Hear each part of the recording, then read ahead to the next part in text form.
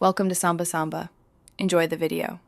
You start by enabling Roblox voice and allowing microphone access. This is the first actionable step you must do now. Open Settings, go to Privacy, and toggle Voice Chat on, then confirm microphone permissions in your OS.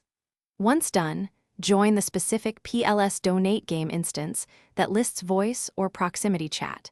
Make sure you're using a headset for clearer audio and reduced echo. Test your mic in Roblox audio settings so you won't troubleshoot during a donation run.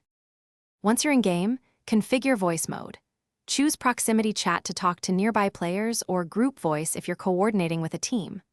Open the audio panel and set input and output volumes so you neither clip nor get drowned out.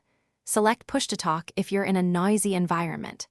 Then position yourself near donors in the map for audibility and use short, friendly lines to explain donation options. This reduces confusion and increases donations while keeping interactions smooth and professional. Finish each interaction by confirming the donor heard you and by repeating payment or username details clearly.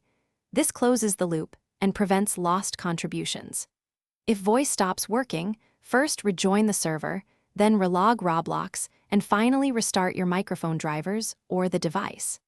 Make sure OS privacy settings still allow microphone access and that no other app is capturing audio. One key troubleshooting tip: toggle Roblox voice off and back on after a relog to force a fresh. Thanks for watching. Consider subscribing if we helped you.